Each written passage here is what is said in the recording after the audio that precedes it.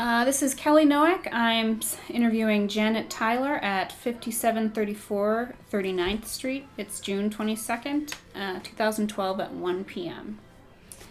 Okay, Janet, like on Monday, can you just give us a little bit of an overview of your life, your childhood, where you grew up, how you came to this neighborhood, your family, your occupation, anything you feel like sharing? Okay, I was born in 1952.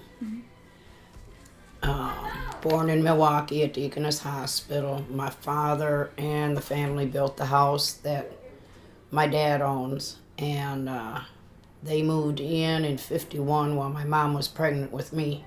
After city gave them, okay, you've done enough, you can move in. I have 3 brothers, one who has passed. My mom passed in 90. My dad's still kicking around, but he's in an assisted living facility now. I went to school in Brookfield, graduated from Brookfield Central in 1971. I went to Waukesha Tech to study accounting, then got involved in direct selling of Shackley products. I got married in 1972. That lasted about a year and a month. And I was divorced in 73. Well, 74.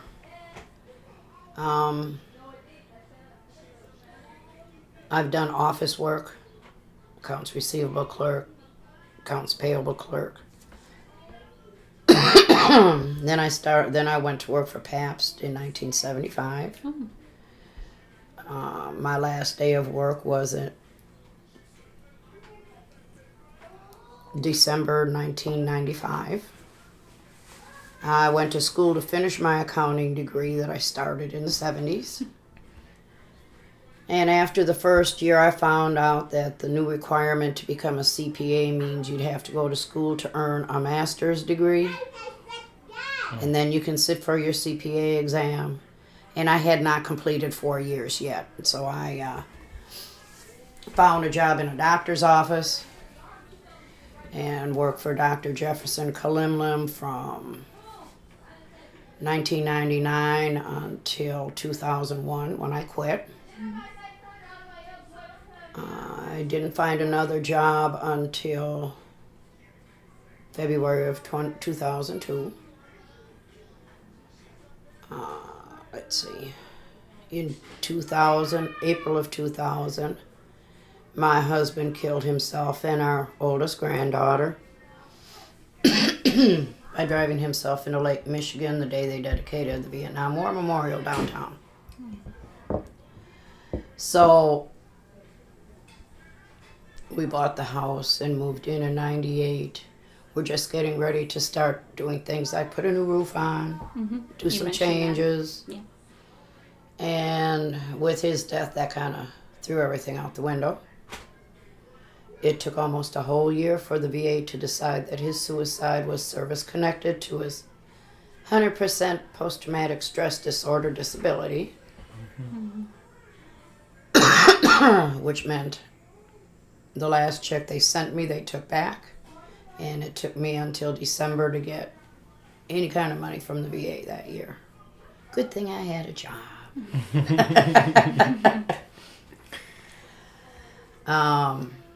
Dr. Kalimlim was a very difficult man to work with. And there was a disagreement. I got sick on the way into work one morning, and instead of stopping at a payphone and calling his home phone number, he wasn't going to be home anyway. Right. I called the service, and he didn't like that I didn't call him at home. So he demoted me from full-time office manager to 2 days a week medical assistant. I asked him if I could get a reference, just saying I worked for him. And this is what I did. I said, you don't even have to tell him how you thought I worked. Just say I worked here. He says, no, I don't want anyone knowing you work for me. So I had a little hissy fit to match his. Put new patients in his rooms. He was coming back from lunch. 3 new patients in the first hour. Called his wife and says, I'm going home. You might want to send somebody here to help out. The girl had only worked for him for 6 months. I said, I don't think she can handle clinic today by herself. So I guess I can't have a hissy fit too. You mentioned you moved into the house in 1998. Yes. How did you settle on Thurston Woods as the place you would move to? The property has a 4-car garage wired with 220 wiring, has a gas heater, and enough lights for my husband to do his old car restoration work he wanted to do. Yeah. So he bought the garage, Mm-hmm. and I got the house because it came with it. Had nothing to do with the neighborhood. No. Had nothing to do with the house. He wanted the car garage so he could do, restore old cars. Okay. Well, when you first moved in, then how did you get to know the neighborhood? What were your first impressions? We've had a problem in the neighborhood. And let's just say that I talked to my next door neighbor. I talked to the person that lives across from me from the alley. Mm-hmm. And that's it. Do you have any contact with like the Agape Center or? Well, they came and helped me and painted the house and put the roof on the house and put the new porch on Oh yeah. in 2009. Mm-hmm. Wells Fargo has a program where they'll come and help somebody in need. Mm-hmm. And they have volunteers that come and do the work for you, and they provide, it didn't cost me a thing. And that's how I found out that the Agape Center was there other than to go vote. Mm-hmm.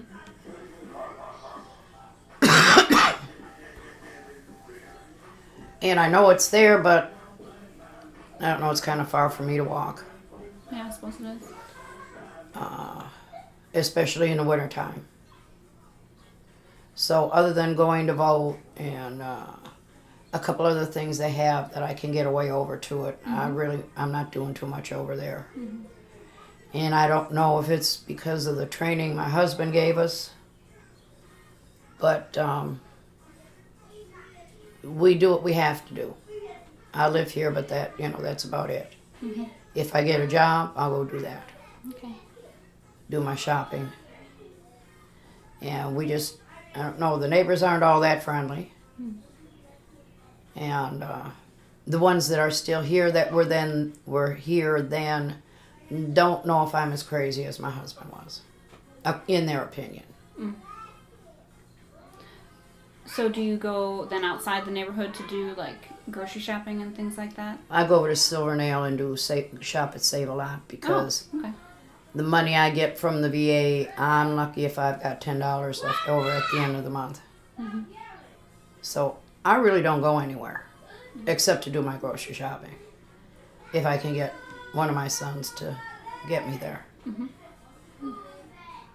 Okay. Well, I guess one of the things we've been seeing in our interviews is talking about safety, the safety of the neighborhood. Could you speak a little bit to that? How do you see the neighborhood? It's gotten, there's more gunshots. There are more police sirens, fire sirens than there were when I moved in. Mm-hmm. There are little gangs around here. Mm-hmm.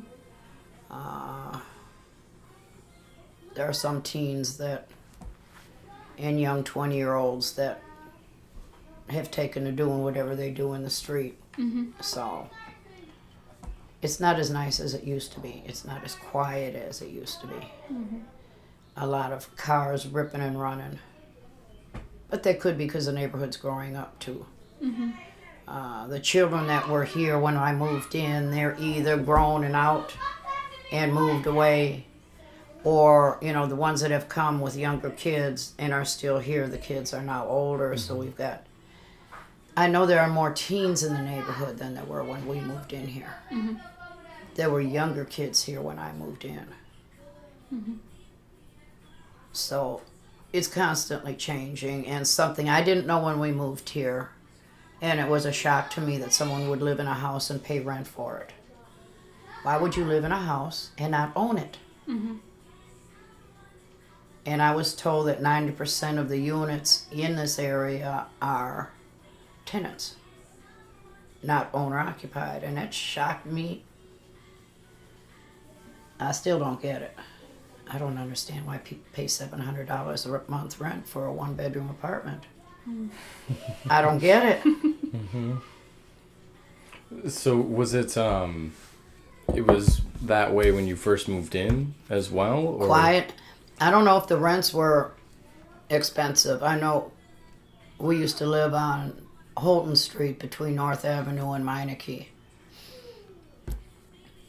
We moved in the lower unit in 78 and then moved upstairs. When we moved in 78, the 2-bedroom apartment rented for $150. We moved upstairs, and my husband did the maintenance that didn't require a lot of money spent or a lot of stuff to be done, like when the garage needed to be rebuilt, the owner came with all that stuff. But otherwise, my husband took care of the repairs and things around here. Hold on a minute. Oh, it's no Sure, problem. sorry. I'm doing records here. Hello? Let's see. No, you don't. Oh, well.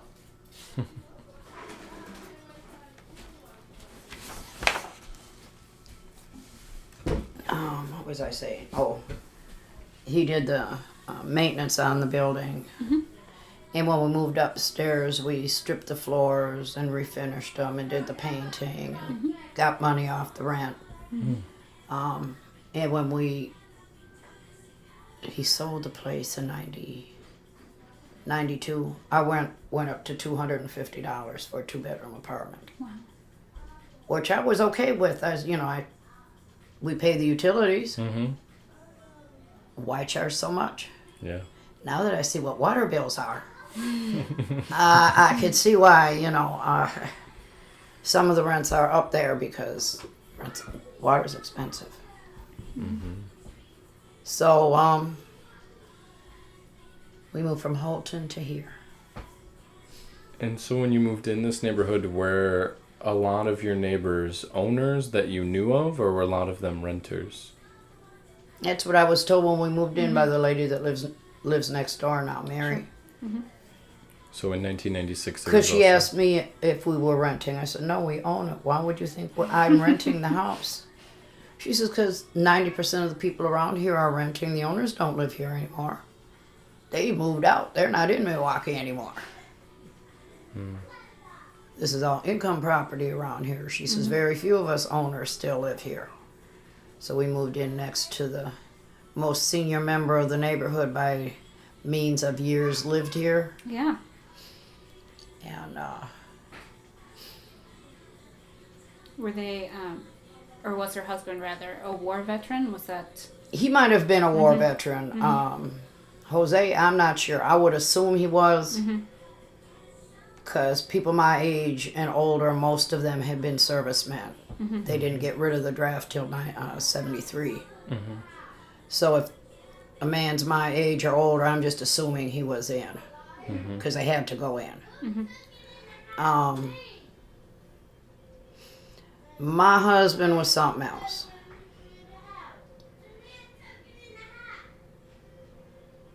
He was not friendly. In fact, I had to tell Mary, I said, if my husband's doing anything that's irritating, that you have a complaint about, don't tell him. Tell me, and I'll straighten it out. Because he had been working on his one of his cars and setting the timing on it. Sure, yeah. And I guess he must have been zoned in on whatever he was doing, and she came up to him and said something about the noise. And it was like 2 o'clock in the afternoon, and he turned around and very unceremoniously told her, this is the middle of the blankety blank day. Get out my face. And that's what prompted me to tell her, don't talk to him, don't even bother him. When he's out there, he's zoning out, he's doing that. Don't interrupt him. And I'll tell him what's going on and we'll work with it. He adjusted his time. He quit working out there till 2 or 3 in the morning. He'd quit at 9 o'clock. Then he started working out there in the morning at 8 or 9 o'clock in the morning. Well, that didn't work either. Let's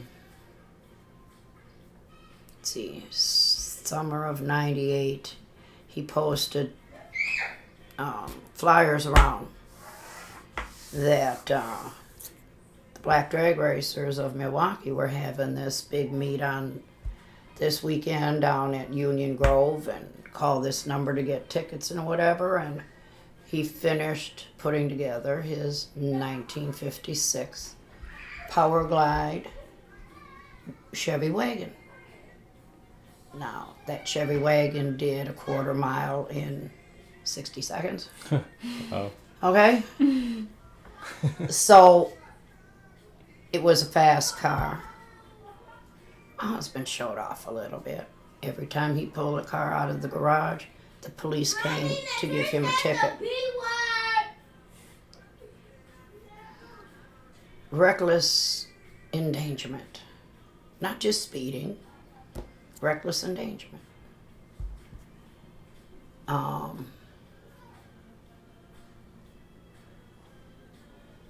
He was arrested out of the house twice by police officers coming to give him a ticket.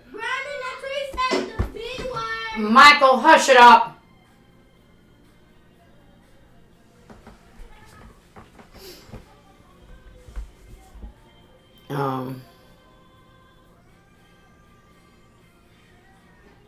And to this day, I don't understand how you can get a ticket in your house if you raise your voice for disturbing the peace.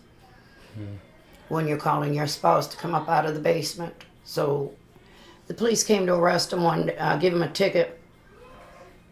And after standing outside a half hour talking to the next door neighbor and the lady across the street, they decided to come over and give him his ticket. I'd gotten tired of waiting for the cops to come from the squad car parked 30 feet away to the door, because they were out there talking to the neighborhood, and click. And I went downstairs to change a load of wash around. I didn't hear him call me. By the time I came up the steps, and all I did was, I didn't put a new load in, I just threw the next load in the dryer. I come up walking up the steps, and they've got him in handcuffs, and the cops going through his wallet. And he got a ticket for disturbing the peace. He was in pajama bottoms, bare feet, and they walked him out the door and took him to jail. Didn't even let him put shoes on. Because he called my name and raised his voice. Do you feel like there's something that maybe was racially about that? Definitely. The Milwaukee Police Department is a racist police department. And some of the black officers are worse than the white officers. If you have a record and you are black or Hispanic, anything goes with the police. They will automatically say they feared for their life. And I've seen it. Granted, there may be times when they are in fear of their life, but you don't come into a man's house and put him in handcuffs because he raises his voice to call his wife from the basement. Just don't do that.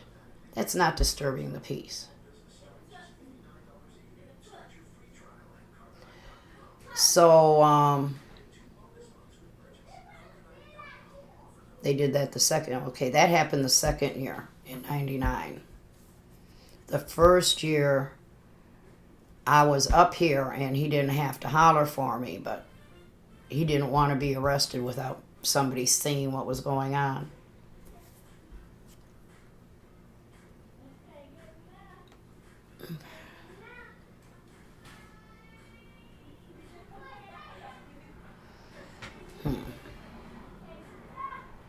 So that kind of set up the problem between us and the lady next door. Okay.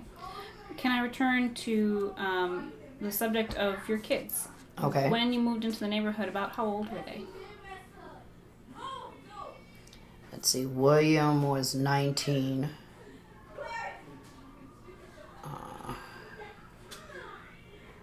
Michael was born in 86, so that was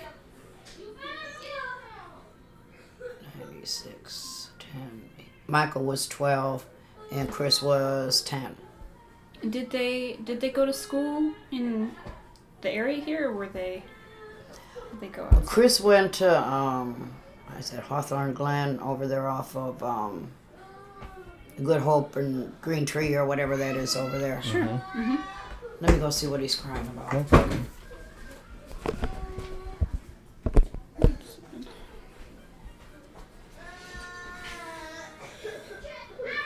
Can you think of anything else that we need to touch on?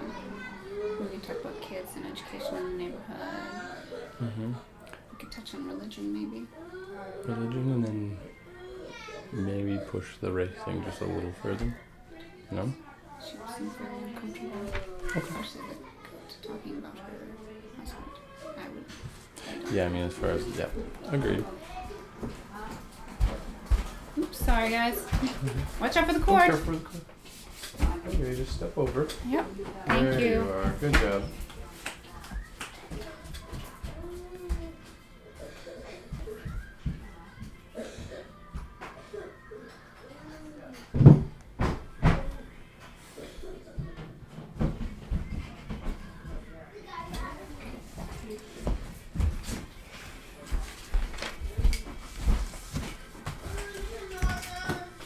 Step over the corner trees. Thank you.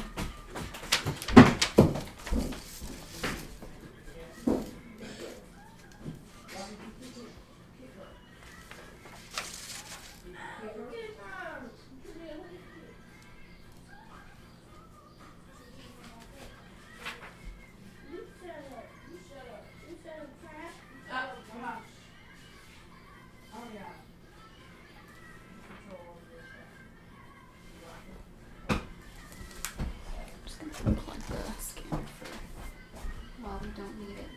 And just see somebody tripping over it and face Yeah, painting. no problem. Terrible.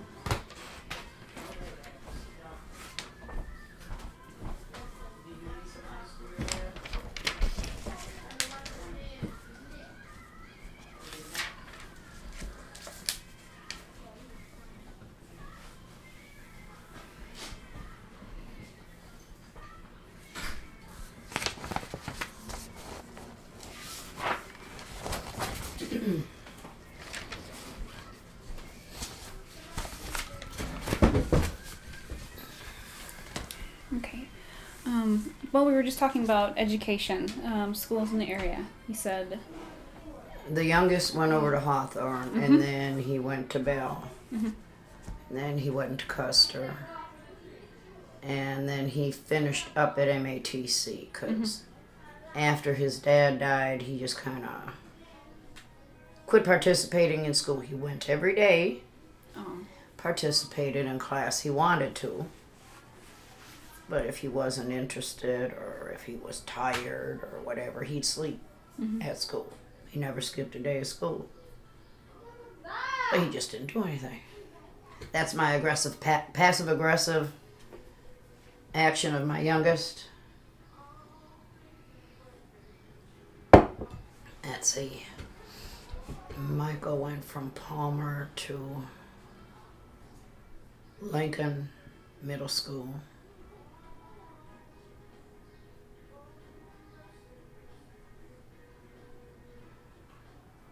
Then he went to Pulaski. And William started out, let's see, he went to Garfield, he went to Roosevelt. And when we were here, he went to Pius. I think for a hot semester. And then he quit school. Okay. He said, I'm not riding no 2 hours a day out of school. F it.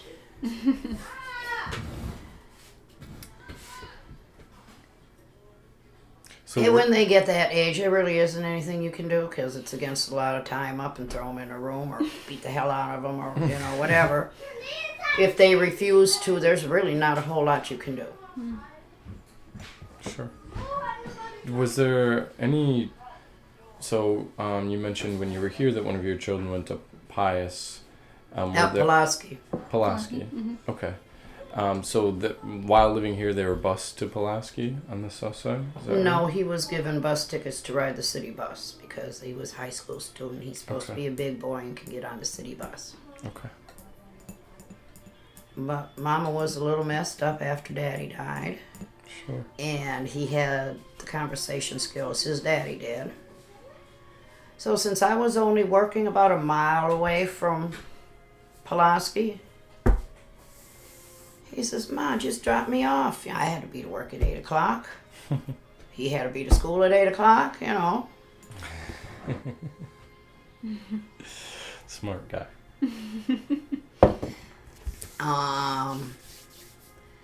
Very intelligent. He would not have been diagnosed as attention deficit hyperactive if he didn't have almost genius IQ, because you've got to be an almost genius or genius to have it. So he's been a challenge. And then having a husband that was post-traumatic stress disorder and a male chauvinist and, you know, old school taught and old school acting.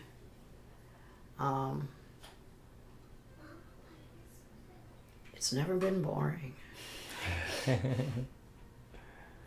Wish there was some boring once in a while, but always Right. something jumping off. Well, can I ask, are you religious at all? Do you attend church in the neighborhood or anything? No. No? Okay. That's another one of the questions we're asking people just to get a feel for their... And it's kind of, well, I kind of stopped going after I hit 20 and didn't have to go anymore. Sure. Mm-hmm. And I guess I never really went back because I didn't feel the need for it. I tried the route getting the kids to go to church and getting up with them on Sundays, but when you're working 6 and 7 days a week, and it was just easier not to go. Of course. And I disagree too much with what the Lutherans are telling me and the Methodists are telling me. And even though I agree a lot with the Catholics, they're just a little too messed up. And I can't be in a room with more than 10 people I don't know without my back to the wall. So going to church really isn't a fun thing for me to do. Sure. That could be why I don't really go out and do too much anything else either. If I don't know everybody there, I'm not going.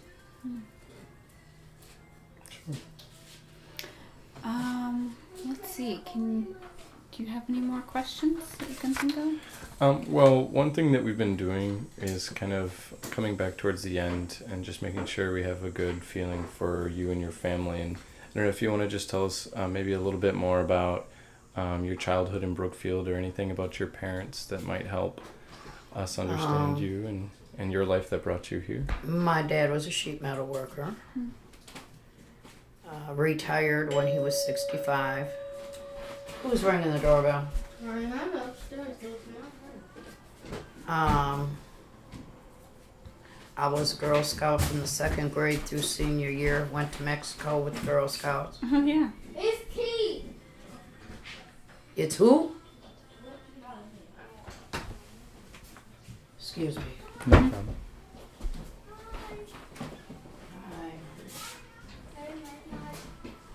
Oh. My new grandson's coming. Oh, goodness. Well, I guess we can Can we wrap can it up. finish up here then. All right? Okay. Thank you. Thank you.